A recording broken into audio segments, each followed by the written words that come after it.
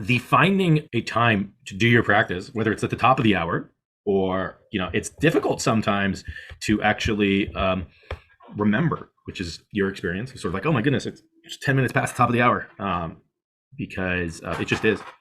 And having that intention is very powerful. How do you trigger your informal practice, the one that you do when you're not, you don't take sort of 20 minutes out of your day and you go sit in the corner, kind of like what people think about of a formal practice is you do the informal practice, doing it once, reminding yourself, right, or trying to remind yourself every hour at the top of the hour to just bring yourself back to the present moment can be very, very powerful. And I may have told you the story when I was meeting with Richie Davidson once. He's a professor out of the University of Wisconsin. He's done many, many, many studies on mindfulness. In fact, he was the researcher behind some of those images with all those monks with all those electrodes on their head and on the cover of Time magazine and stuff like that. That was Richie Davidson who brought that out, and he's he studied the Dalai Lama. He's put multiple experienced and non-experienced meditators under EEGs and fMRIs and tried to really study all these things, and kind of has really opened up the science of mindfulness.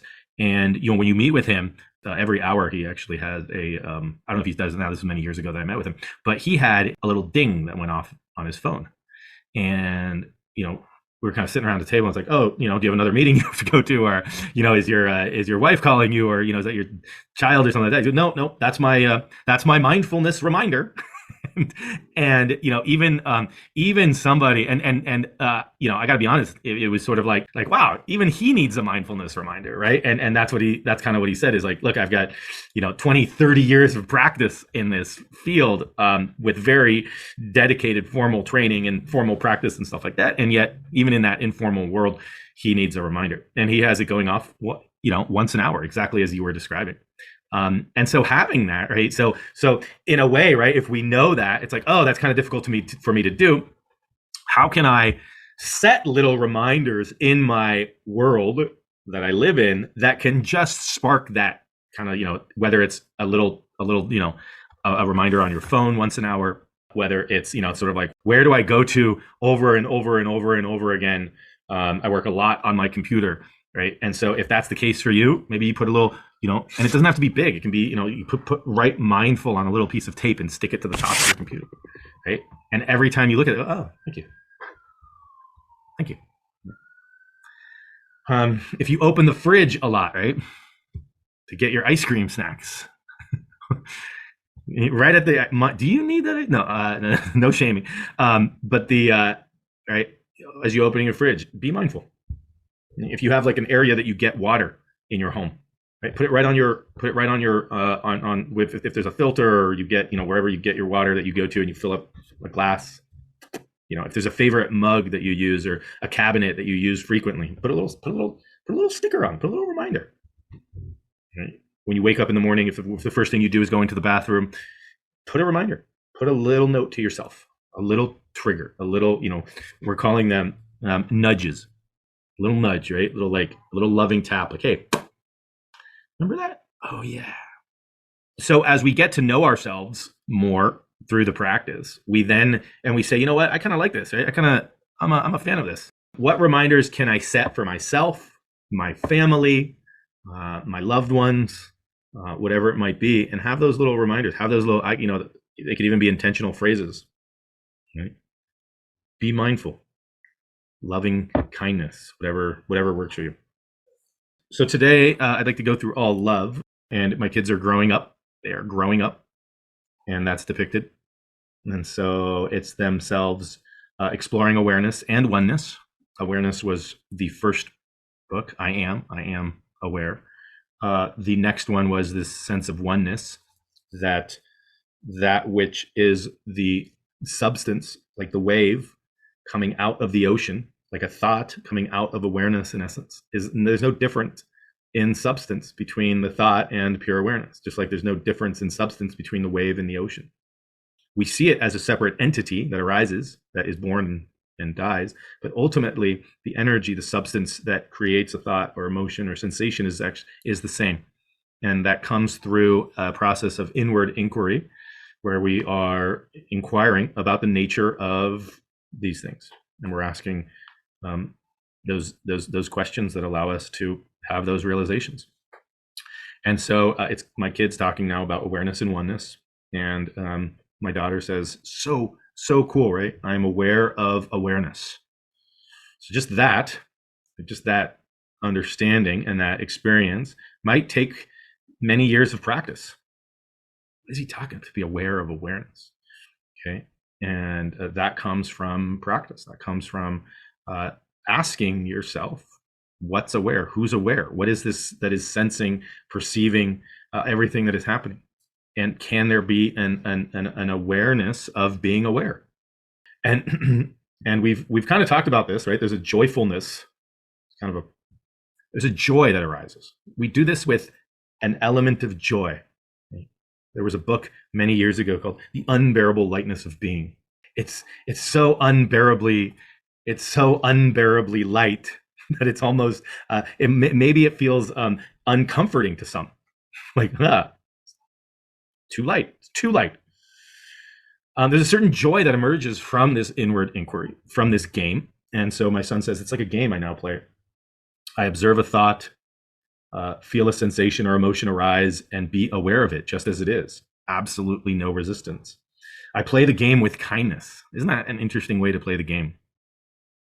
Sometimes I sense a little smile on my face that suddenly appears. It's almost like that subtle aspect of joy when this arises. A little game. Oh, what's arising now? What's arising now? What's arising now? And what I did in this book that I did differently from the other books is I put quotes in it that resonated with love. And this is from Eckhart Tolle. True communication is communion, the realization of oneness, which is love. So true communication is communion, the realization of oneness, which is love. So that's where for me, at least, the oneness came prior to, because that realization of oneness occurred, and then love emerged in that realization.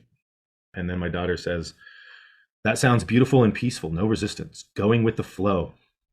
And then my son says, I rest in awareness and actually notice a thought appearing. I can simply watch it like a cloud floating by in the sky. And then my daughter says, as you say that, I just want to give you a hug. There's this playfulness that sort of comes out. And my son, who it's perfect, says, I'm okay with that. 1 Corinthians 13, love never ends. Love never ends. Another quote. As I rest in pure awareness, I am simply aware. There's no difference between the stuff of our thought and the stuff of pure awareness. Using the word stuff or substance there. Like, what is this stuff? I asked a number of people what was the best word to use there, and we decided stuff. People can kind of get stuff. Not trying to describe it in any way. It is truly all one. So true. They seem to be separate, but there really is no separation between awareness and the objects of awareness, or the experiences we are aware of. Right? So they're kind of reminiscing of this all oneness. There really is. They seem distinct and separate, but really there's no separateness. It really is all the same substance. It really is all one. Stephen Hayes, who's a psychologist who actually he created or helped create acceptance and commitment therapy, ACT. He's a psychologist, Stephen Hayes, PhD, who helped create acceptance and commitment therapy, ACT, says, love isn't everything, it's the only thing.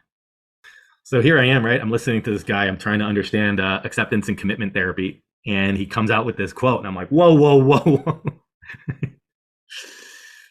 So to me, what I want to do with these quotes is really kind of take it from multiple perspectives. Right? You have your Eckhart Tolles of the world. You have the Bible. You have PhD psychologists that are publishing really intense, hardcore acceptance and commitment therapy papers and creating new therapies for people with PTSD and you'll see some of the other ones that we have in here. But love isn't everything; it's the only thing. So for somebody to say that, right, was sort of like, wow, that's pretty profound. And to me, the way that I see it is that this realization of oneness is love. And that's why that's the only thing. Because it's then all love. My daughter says, when I rest in awareness, I feel connected to everything and everyone, like it is all interconnected, from I am to we are. We are all connected, my son says. Let me enjoy that wonderful insight for a moment and paint the colors in my heart. So he's allowing that to sort of settle in his body. Right? And we've done a lot of those sort of sessions here where we bring in some insight, or we bring in a thought or emotion or a moment in life that we wish to enrich. Right? That's the power of positivity, power of gratitude, all those things. We bring it into our life, and then we use mindfulness, we use our attention to enrich it, to rest in it. Right? So when we do feel that, when there's like a beautiful insight or some sort of sensation that we wish to be with, that we be with it, that we actually extend it mindfully. Like, oh wow, that felt really good. Let me just sit with that and not feel like I have to just move on to the next thing. Let me give myself that ability to feel that, to be in that. Okay. My daughter says, it really doesn't feel like I'm separate from anything. It all just is. It is a direct experience. We are connected. It is all love. Rupert Spira, who is a non-dual teacher, says, consciousness is love. That's an interesting statement as well. And it feels like from pure awareness, anything is possible. My son goes, anything? My daughter goes, anything. Yes. And then my son does, and how does that make you feel? My daughter does a cartwheel and she says, limitless and free. This is from Nisargadatta Maharaj. The consciousness in you and the consciousness in me, apparently two, really one, seek unity, and that is love. And now we make an entrance into this is the last book of the series, so we make an entrance. My wife and I make an entrance. Look, there, mom and dad are coming. Hello, we are here. And do you know what is the coolest thing of all? My daughter says, what? With the realization it is all one, love spontaneously emerges. It's not like we're not like going after it as a goal. Love is the connection of all. Amma, who is a hugging saint, she lives in India, is a humanitarian. She's actually been written about in the New York Times many times. Before COVID, she used to come to LA. She's known as the hugging saint. She says the gulf between I and you is the ego. When the ego is removed, the distance disappears, and the I and the you also disappear. They merge to become one, and that is love. So there's this sense, right, in all these quotes of this separateness, whether there's a space, a gulf, two separate sort of entities, that as there's a separateness, that there's ego, suffering, et cetera, that separateness is really an illusion of separateness, just like two waves are. When there's merging, when there's that understanding of that merging, of that oneness, that is love. So the gulf between I and you is the ego. When the ego is removed, the distance disappears, and the I and you also disappear. They merge to become one, and that is love. And then we come in and we say, love is what we are, as I'm holding my sister. The realization of all one is all love. So that is a brief sort of overview from I am to all one to all love. And again, as I said, you can go any way that you wish with this. You can go from I am to all love, or you can go from that all love to I am. Some people go from the I am, including myself, from a realization perspective to the all love. Some people feel like they live or inhabit this all love and don't fully express the I am. And yet it's sort of a two-way highway. It's from I am to all love to I am. And what's cool about this is embryologically, it's the same manifestation. It's from all love to I am. Embryologically. We go from this total potential, this all love, this cell, the egg and the sperm coming together, that has totipotency, that has total potential. And as it starts to develop and grow, it starts to become pluripotent and then starts to differentiate into the individual tissues. So it starts from this all loveness going to I am. And here I am. And then through the process, for me at least, of introspection, of practice, of asking myself, who am I? Who am I? Who am I? Who am I? And understanding what I was not. Well, I'm not this, I'm not that, and I'm not all these things that I thought I was, and I'm not all these things that people told me I was, or society placed labels on. So it's sort of like an unveiling. It's kind of like, okay, well, I'm not that, and I'm not this, I'm not that, not that, not that, not that, not that, not that, not that, not that, not that, not that. And that goes then from, for me at least, then it goes from the I am through this process of inward inquiry, through this process of introspection, through this process of the practice of mindfulness, of being mindful, of understanding the nature of the mind, of going back into the nature of the mind and sort of trying to figure out where are these things coming from? Who's creating them? What is this all about? But then, boom, oneness emerged. And from that, the spontaneous emergence of love. And it's so purely authentic. It's so purely real.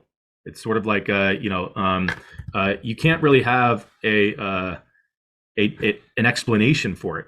It's not anything that like I would have read about and been like, oh, okay, so this is like, it can't happen that way. Very difficult. And so that to me is the power of this mindfulness practice, which is like, wow, what an amazing gift.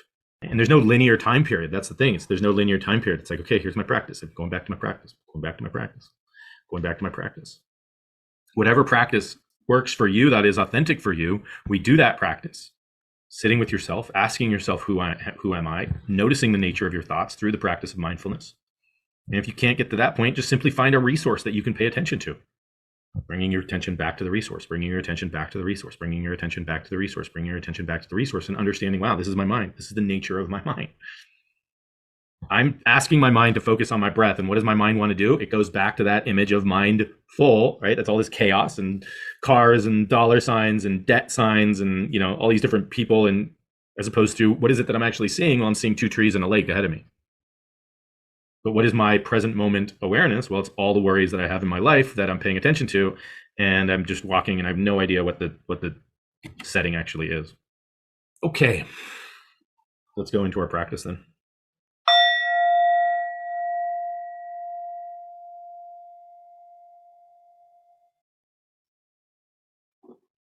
Okay, so let's find a comfortable posture.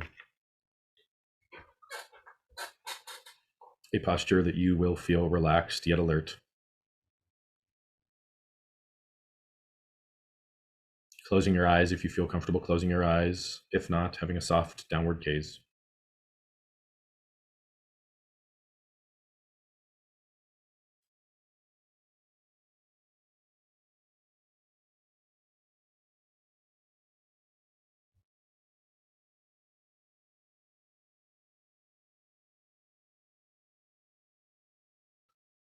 And bringing your attention to a resource or anchor that you can direct your attention to that is authentic for you, that makes you feel safer. A place that you can come back to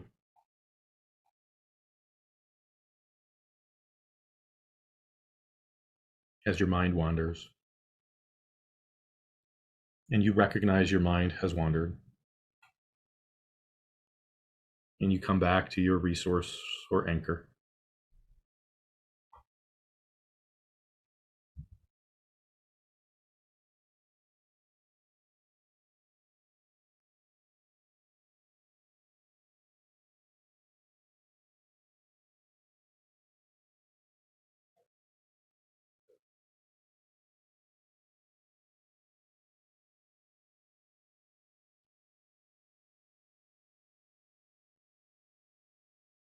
And as you are directing your attention to your resource, just noticing your present moment experience.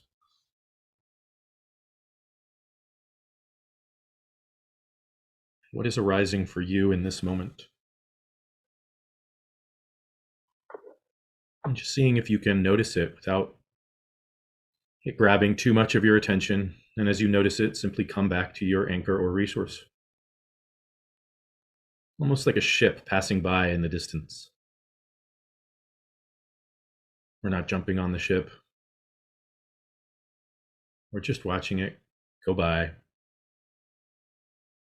as we're paying attention to whatever we have chosen to pay attention to that helps us anchor, find our resource.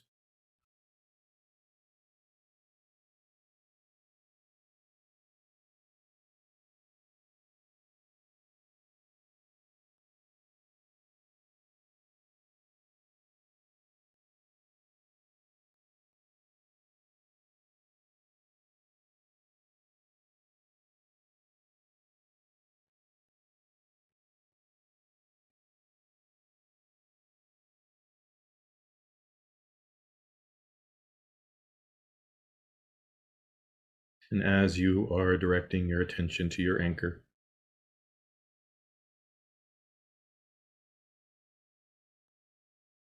as your mind wanders, coming back to your anchor, and just noticing the substance or stuff of your thoughts, emotions, or sensations.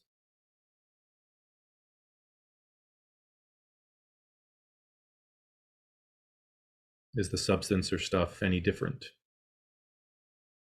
than pure awareness, where it emerges from?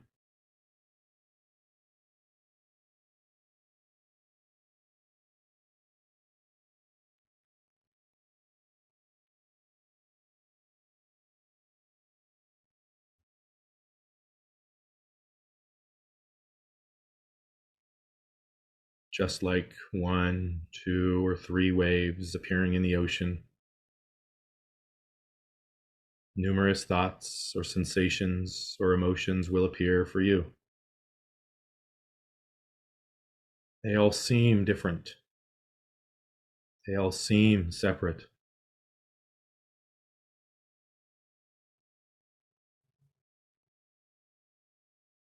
It's all really one. The same substance.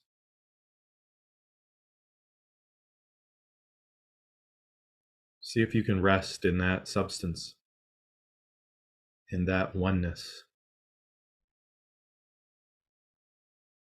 with no resistance.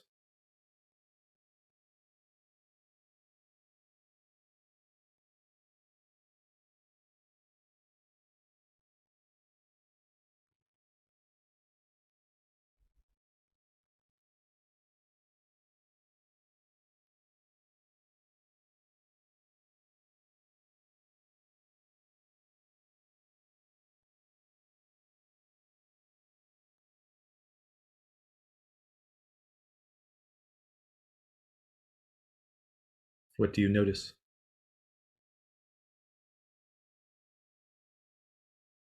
And notice it with mindfulness.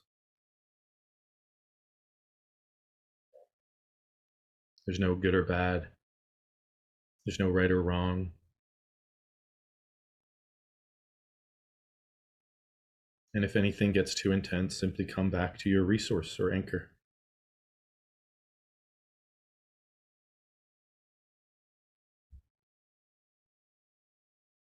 But seeing if you can rest in that oneness.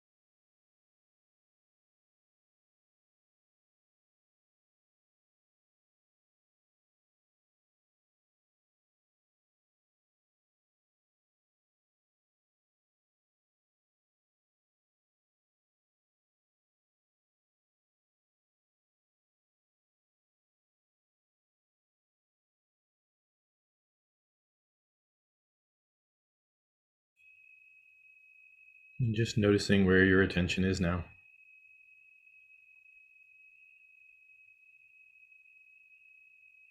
As your body is breathing, feeling your whole body fully embodied in this moment as one with all.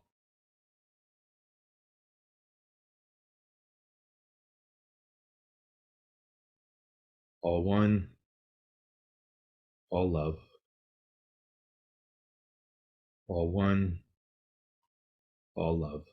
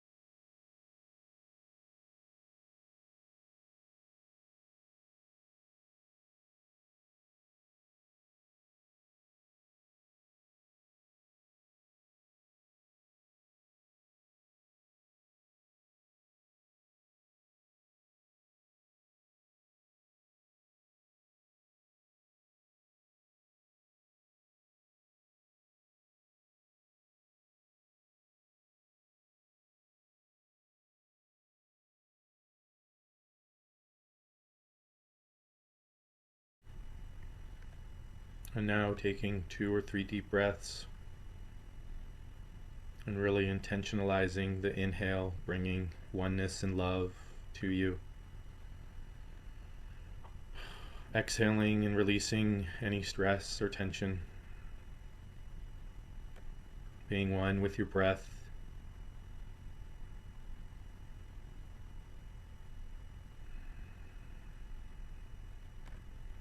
Opening your eyes if your eyes were closed. Stretching or moving if you need to stretch. And just taking a moment to reflect on your practice.